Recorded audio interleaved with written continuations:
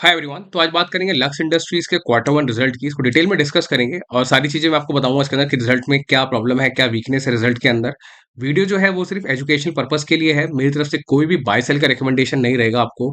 ठीक है, तो सीधे इसका प्रॉफिट एंड लॉस देखते हैं। पहले प्रॉफिट एंड लॉस में अगर हम नजर डालेंगे इनके क्वार्टर वन जून के रिजल्ट के अंदर, तो इन्होंने 521 की टॉप लाइन करी, जो रेवेन्यू है 521 है, और लास्ट ईयर इन्होंने 569 करोड़ किया था। तो लगभग जो इनका सेल्स है वो घटा है 8% से।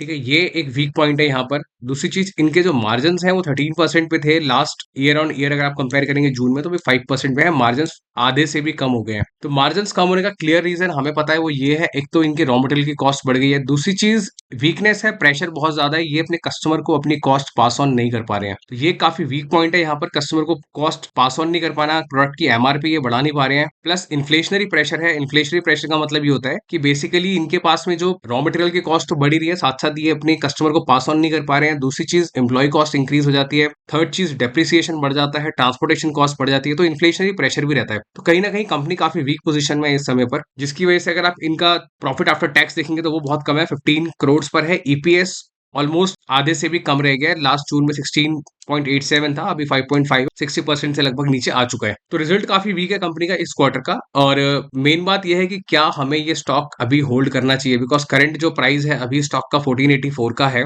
ठीक है, इसने एक बॉटम बनाया था 1150 के आसपास, और उसके बाद में काफी लोगों ने इसके अंदर बाइंग करी। और कुछ लोग ऐसे हैं जो लोग यहाँ कहीं के भाव पे फंसे होंगे, जिन्होंने ऊपर बाय किया होगा, उसके बाद में स्टॉक नीचे आने लगा। तो स्टॉक में करना क्या चाहिए, तो पहले डिस्कस करते हैं कि कंपनी खुद क्या कर रही है अपने रिजल्ट को और इंप्रूव करने के लिए नेक्स्ट क्वार्टर के अंदर। बिकॉज हम होल्ड करेंगे तभी करेंगे जब कंपनी कुछ परफॉर्मेंस हमें लगता है कि आने वाले टाइम के अंदर अच्छी हो पाएगी। तो उससे पहले एक बार इनका हम स्टॉक पी देखते थे। स्टॉक पी जो है अपने ऑल टाइम हाई के पास में है। क्यों? क्योंकि जब प्रॉफिट कम होता है तो ईपीएस ग्रोथ कम हो जाती है। ईपीएस गिरने की वजह से पीई जो है वो ऊपर चला जाता है। ठीक है, पीई इंक्रीज हो जाता है। यही चीज अगर रिवर्स होती, प्रॉफिट अगर बढ़ जाता तो और स्टॉक प्राइस सेम रहता, तो पीई जो है आपको वो नीचे नजर आता। ठीक है, तो पी अपने ऑलमोस्ट, अगर आप 3 साल के व्यू से देखेंगे तो अपने ऑल टाइम हाई के आसपास में है। तो वैल्यूएशन बिल्कुल भी चीप नहीं है कंपेयर टू इसके पीई से, क्योंकि इसका मीडियन पीई जो है वो 22 के पास है। तो बेसिकली वैल्यूएशन चीप नहीं है। पहली चीज ये आपको नोटिस यहाँ पे करनी है। दूसरी चीज, जो इनकी इन्वेंट्री डेज है वो 202 है, मतलब 200 दिन की इन्वेंट्री है कंपनी के पास। ठीक है, कंपनी इतनी लंबी इन्वेंट्री मेंटेन करके चलती है, तो जिसका इंपैक्ट जो रॉ मटेरियल कॉस्ट होती है उसकी वजह से तो आते हैं। बिकॉज जो पास में जो प्राइसेस बड़े होते हैं, कंपनी उसी भाव पे माल बनाती है, पीछे वाले भाव पे जो उन्होंने खरीदा होता है,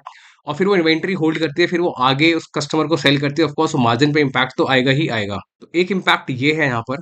अगर आप इनकी जो क्वार्टर वन की जो पीपीटी है उसमें मैं आपको दिखाऊं, तो इन्होंने बताया quarterly year on year volume growth of 3%। 3% से इनका वॉल्यूम बड़ा है, विच इज वेरी गुड। 3% से वॉल्यूम ग्रोथ होना is good for any company.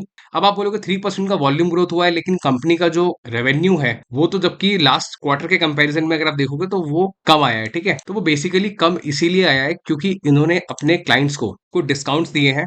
तो वही सेम चीज यहाँ पे कंपनी ने बताई है, higher discounts to channel partners for better working capital management. ठीक है, तो जो इनके चैनल पार्टनर्स है उनको उन्होंने हायर डिस्काउंट दिया, ताकि जो इनका वॉल्यूम है वो बिकता रहे माल। प्लस जो इनका फीमेल सेगमेंट है, जैसे मैंने आपको बताया, उसमें 4% की ग्रोथ रही है, और जो मिड प्रीमियम है वो 5% से बड़ा है। इनकी एक्सपोर्ट की जो डिमांड है वो स्लगिश रही है, मतलब एक्सपोर्ट की डिमांड अच्छी नहीं रही है इस बार। और इन्फ्लेशनरी प्रेशर हम ऑलरेडी डिस्कस कर चुके हैं। जो भी इंप्लॉय कॉस्ट है, ट्रांसपोर्टेशन कॉस्ट है, प्लांट मेंटेनेंस है, वो सारी कॉस्ट डेफिनेटली बढ़ रही है। और डोमेस्टिक डिमांड भी जो है सॉफ्ट रही है इस बार क्वार्टर टू के अंदर। ठीक है, यान प्राइसेस जो है वो वॉलेटाइल हैं, वो मैं आपको भी दिखाऊंगा चार्ट में किस तरीके से कॉटन के प्राइसेस वॉलेटाइल हैं अभी। ठीक है, तो ये सारे इंपैक्ट है कंपनी के ऊपर। नो डाउट वॉल्यूम ग्रोथ बढ़िया है, इनका जो वुमेन सेगमेंट है वो अच्छा परफॉर्म कर रहा है। एक सॉफ्ट अपसाइड देखने को मिली है उसके अंदर, बट स्टिल रिजल्ट जो है वो वीक है। और कंपनी जो कोशिश कर रही है परफॉर्मेंस को एनहांस करने के लिए, वो ये है कि इन्होंने न्यू प्रोडक्ट पोर्टफोलियो लॉन्च किया है। ठीक है, जिसमें ये एथलीश्योर क्लोथिंग और वुमेन्स वेयर सेगमेंट के अंदर इन्होंने न्यू प्रोडक्ट लॉन्च किए हैं। प्लस इन्होंने जानवी कपूर को एज अ ब्रांड एम्बेसडर लिया है अपने लायरा ब्रांड के लिए, और अपने मॉडर्न ट्रेड को इन्होंने इंक्रीज किया है। ये कंपनी की कोशिशें हैं जो कंपनी कर रही है अपनी साइड से। और अगर आप इनकी बैलेंस शीट देखेंगे तो बैलेंस शीट में एक चीज जो नोट करने वाली ये है, वो है इनका केपेक्स। कंपनी ने 50 करोड़ का केपेक्स किया हुआ है। ये 50 करोड़ का जो केपेक्स है, ऑफकोर्स इससे इनकी प्रोडक्शन बढ़ेगी।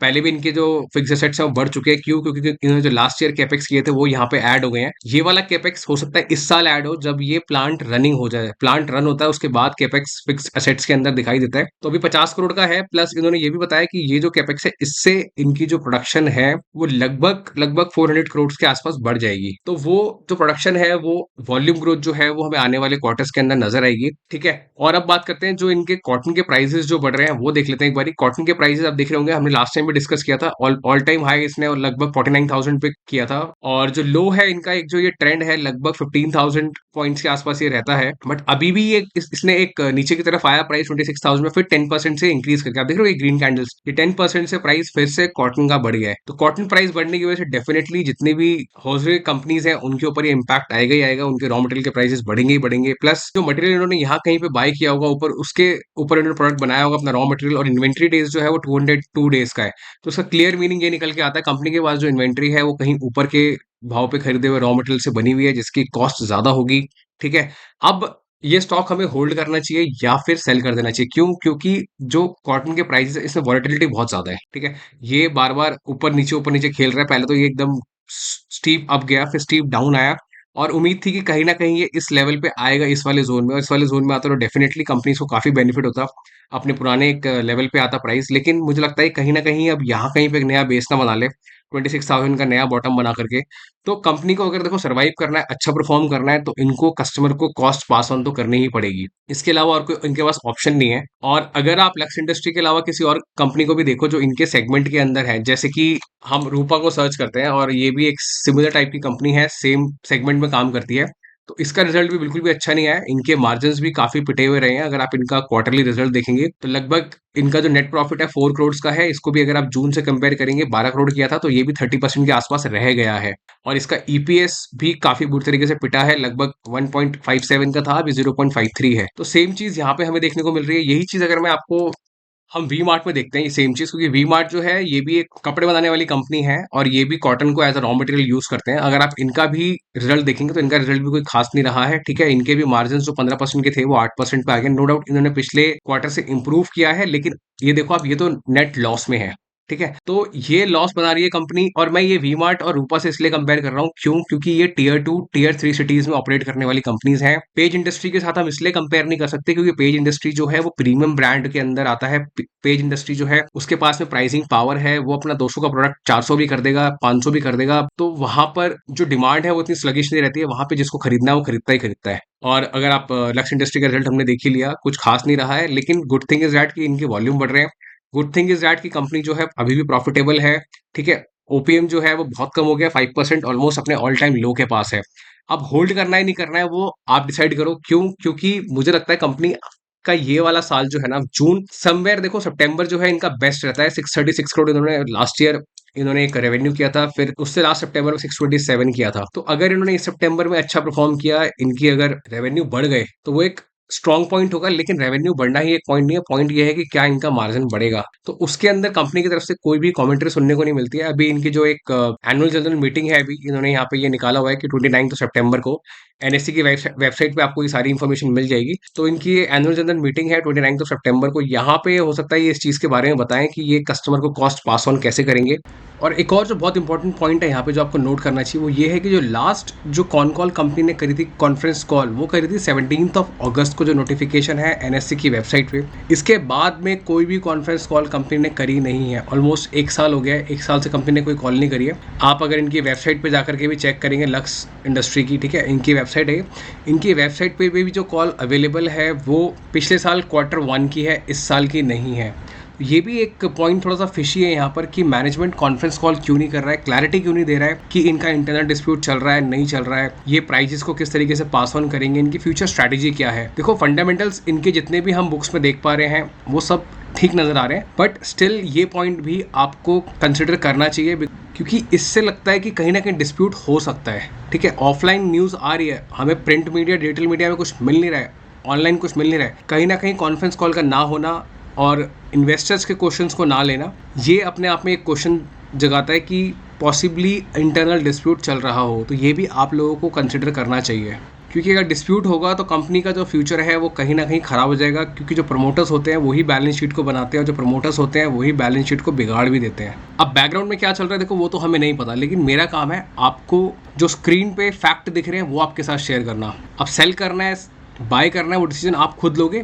मेरा काम है सिर्फ आपको अवेयर कराना, ठीक है, भाव जो है अपने ऑल टाइम लो के पास है एक तरीके से, यहाँ है, इससे भी नीचे अगर आएगा तो 1150 का एक इसका सपोर्ट है, बहुत स्ट्रॉन्ग सपोर्ट है, ये कहीं ना कहीं यहाँ सपोर्ट ले लेगा। तो डाउन साइड क्लियर है, कहीं ना कहीं 1150 1200 की डाउन साइड है। ये देखो अब लगभग 15% की डाउन साइड है अगर भाव यहाँ से गिरता है तो, ठीक है, और नीचे अगर 20% यहाँ से यहाँ तक, ठीक है, उसके नीचे जाता हुआ प्राइस मेरे को दिखता नहीं है।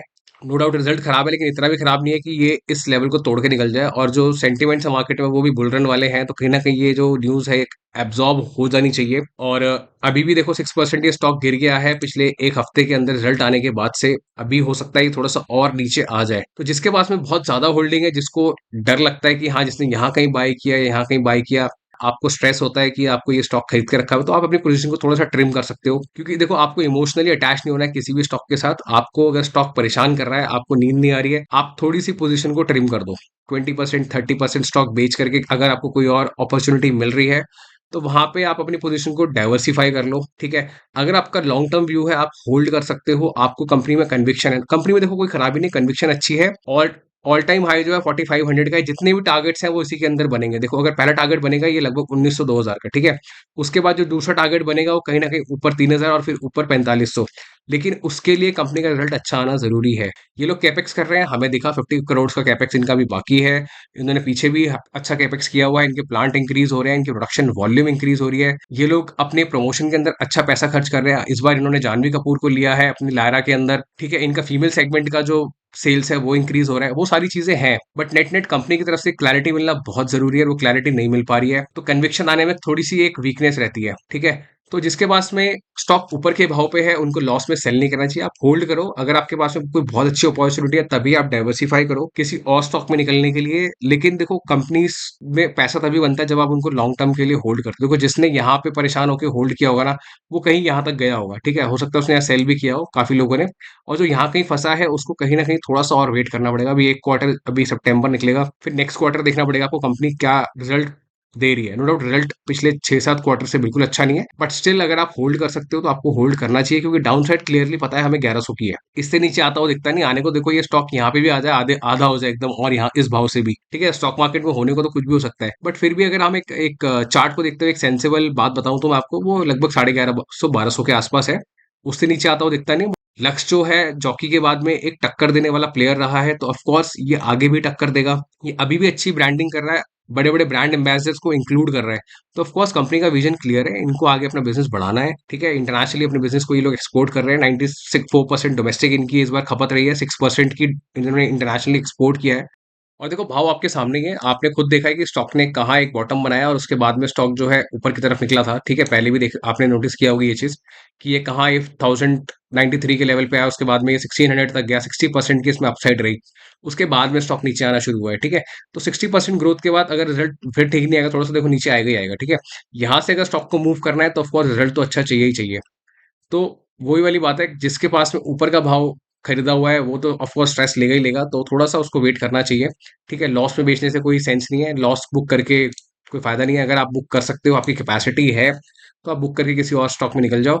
अदरवाइज आप इसको होल्ड करो और कंपनी में अच्छी कन्विक्शन रखो। कंपनी के प्रोडक्ट बिक रहे हैं, कंपनी की वेबसाइट को जाके चेक करो, आप कंपनी के रिजल्ट को खुद से एक बार देखो। तो नेट नेट यही है पूरा इसका Q1 रिजल्ट एनालिसिस। और आपको और कोई क्वेश्चन उसके स्टॉक से रिलेटेड तो आप वो जरूर कमेंट में लिखना, हम जरूर उसको आगे डिस्कस करेंगे। आपका जो भी व्यू हो स्टॉक से रिलेटेड, आप वो भी कमेंट में लिखना कि आप स्टॉक को होल्ड करोगे, आप सेल करोगे, या आप इसको यहाँ कहीं पे एवरेज आउट करोगे, वो भी आप जरूर शेयर करना हमारे साथ, क्योंकि उससे मार्केट का सेंटीमेंट पता लगता है कि लोगों के क्या सेंटीमेंट्स है स्टॉक से रिलेटेड, ठीक है। और मेरे चैनल पे आपको और भी वीडियोस मिल जाएंगे, आप वो सभी वीडियोस भी जाके चेकआउट कर सकते हो, या कोई और स्टॉक पे आप चाहते हो मैं वीडियो बनाऊं तो वो भी आप कमेंट में लिखना, हम वो भी डिस्कस करेंगे। तो इस वीडियो के लिए इतना ही, मिलते हैं अगली वीडियो में। Thank you so much.